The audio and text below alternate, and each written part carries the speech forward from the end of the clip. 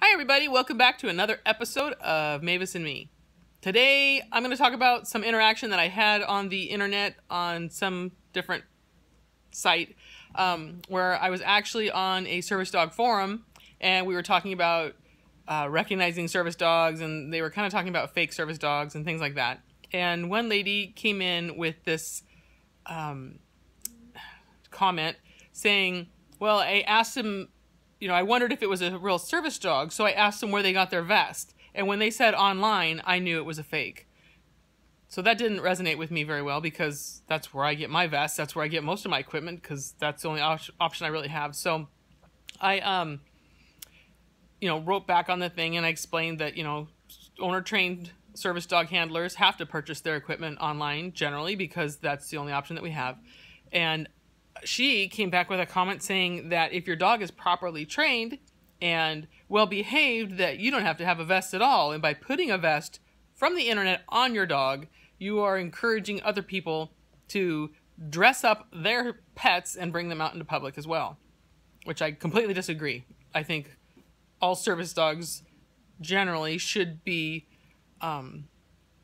adequately, what's the word I'm looking for? Adequately, not dressed, like pointed out as like, I'm a working dog, don't pet me, don't interact with me, that kind of thing.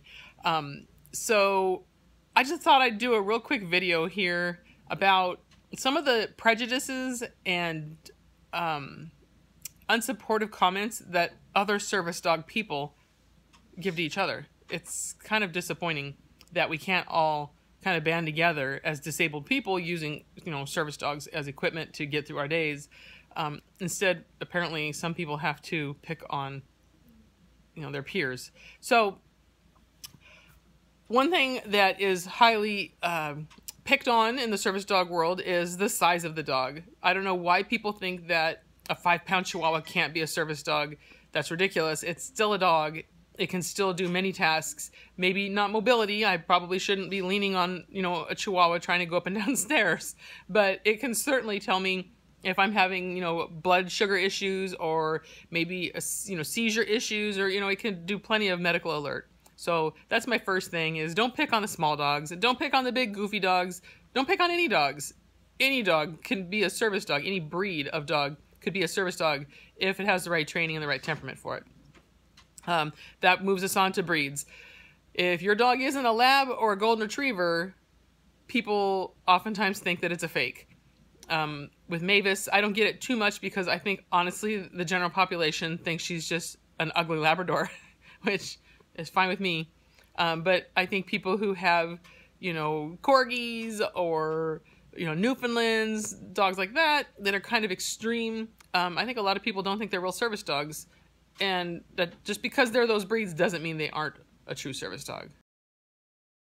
Other things that people think that dogs, like pit bulls, Dobermans, Rottweilers, that those dogs can't be service dogs because they have a bad rep for being aggressive or nasty, or, and that's not true either. Those dogs can be wonderful service dogs, and I actually know quite a few pit bulls and Rottweilers and Dobermans that are service dogs. So, you can't really discriminate against service dogs based on their breed either. The next thing that was discussed in that thread was about vested versus naked, and she thought that taking my dog out naked meaning no vest, no identification on it, that all I needed was a well-behaved dog, a leash, and a collar, and that was enough to tell people that she was a service dog. And I'm sorry, not true. That's not true at all. Now we move into disabled looking versus folks that are not disabled looking, that have disabilities like on the inside. So if you're in a wheelchair, which I believe this lady is, and you have a dog from Canine Companions for Independence, I believe, and her dog is walking along next to her wheelchair, I doubt anybody's going to ask her about her dog being a service dog, because A, she appears to be disabled in a wheelchair, and B, the dog's behaving appropriately. However, somebody who does not have a disability that is obvious, even if their dog is behaving and being perfect, trust me, people are judging you. They're saying, well, you don't look disabled. Why do you have that dog? You don't need that dog. So having the dog vested is just one more step to telling the public, hey, this dog is working. Please leave it alone. don't ask me about the dog. Don't ask me about my disabilities. It's not your business. Okay, and talking about CCI dogs, program dogs versus owner-trained dogs. That's a big bone of contention in the service dog world, in that people who have program dogs think that the rest of us are fakers. And that isn't true. Just because you have a disability that has been recognized and dogs are trained for it through a program doesn't mean that my disability is fake or that my dog is fake. Those programs oftentimes only train dogs for certain disabilities. So people who have unique disabilities, they can't get a dog through the program. Not to mention program dogs take a lot of time on a waiting list. They can be very expensive.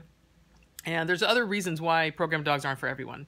So judging a handler team, a service dog team, based on whether it has a cape that says, you know, CCI or ADI on it isn't really fair. That's not fair to judge that.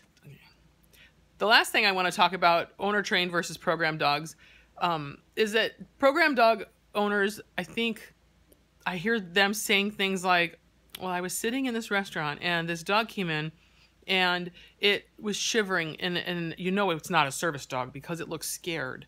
Or, you know, I was doing this and this dog acted inappropriately. It, you know, it whined or yipped or whatever. So let's talk about the difference between a program dog and an owner-trained service dog. Programs have many, many, many puppies come through their doors, and they turn away a lot of those puppies during the training because they're not good enough for their program, which is wonderful. Obviously, dogs that are cranked out of these programs are incredible. They're incredibly well-trained. They're incredibly reliable. They're incredibly expensive, and they take an incredible amount of time and man-hours in order to get just one puppy to the point where it can, you know, become somebody's service dog. We owner trainers don't have that ability to do that. Generally speaking, we are working with the dog that is sitting there right in front of us at that time.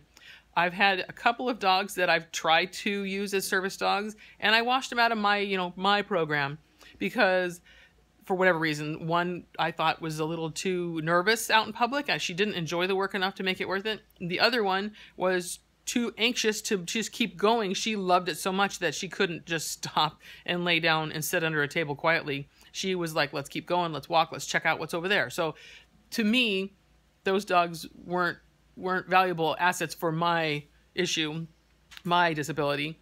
And so I did wash those dogs for my idea of a program. When you owner train a service dog, you start with the dog that's in front of you and you do the best you can. It's really hard to take the dog everywhere and do everything with it, right? Because we don't have the funding that a program has. You know, the program people, they have volunteers that come and work with dogs. They rate puppy raisers.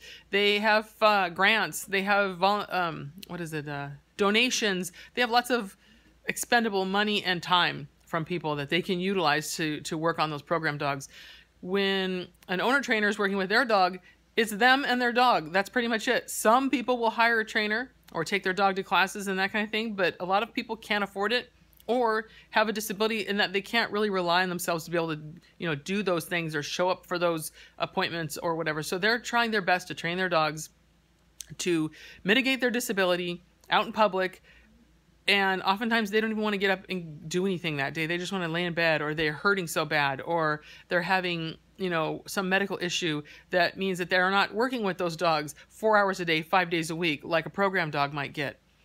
So it's, you know, when you see a dog that's, you know, maybe misbehaving a little bit, try not to be so judgmental because, you know, I'm lucky that I had the time and the energy to really work with Mavis and do a lot with her. But she's not perfect. You know, if I took her to, say, a baseball game, and she's fine with crowds, she's fine, you know, sitting and hearing clapping, and she's fine with lots of things. But if people started stomping in the bleachers and clapping their hands and yelling at the same time and, you know, making like a boom, boom, boom, boom, boom, boom, and the floor started shaking, she's probably going to freak out, you know, because I've never done that with her. I've never had that opportunity to train her in that situation. And, you know, a program dog, they can introduce things nice and slow in a kind of a controlled situation. Owner-trained dogs, we're just taking them out there and hoping for the best, hoping somebody doesn't ruin our dog every time we're working on training. And so, you know, in that situation, I can pull out cheese, but if she's not willing to eat that cheese during that situation, she's not going to be socialized to it. She's going to be scared, and I'm going to have to remove her from that situation and try to train her on the outskirts of it. So that opportunity obviously isn't going to be available to me for 5 days in a row until I can get her over that, you know, fear that she might have of that. So, you know, that's another thing that hinders us owner trainers, is that we don't really have the opportunity or the time or the money to plop our dogs into every situation possible and train them through, you know, any fear or anxiety that they might have. A good example is also flying. You know, most service dogs, I think, when they've been worked with enough, they do fine on flights. If they're used to buses and car travel and things like that, they do good on a flight. Mavis did great on a flight. I was really proud of her. However, there was a little bit there when I took her on her first flight where I thought, you know, what if she freaks out? I'm stuck on that plane. I can't do anything about it. It's like a 3-hour flight. What if she just loses her mind, you know, because she'd never done that before. She'd never been on an airplane before, you know, and we can only do the best we can do. So all that saying, try not to judge other teams. You know, don't judge other service dog teams and say, well, that dog did this or that handler did that. You know, if you need to say something, try to help them and educate them. Say, you know, it's bad manners to feed your dog under the table at a restaurant. Service dogs, you know, she should just lay at your feet and then feed her when you get her back out to the car and tell her what a good job she did. You know, try to encourage people to be polite out in public with their dogs and to help them through, you know, training situations if you see it, but don't judge them and don't be rude. This doesn't accomplish anything, right? We're all out there working to get our days done together. So let's try to do it in a nice way. All right. I hope you guys have a good rest of the day, and I'll talk to you later. Bye.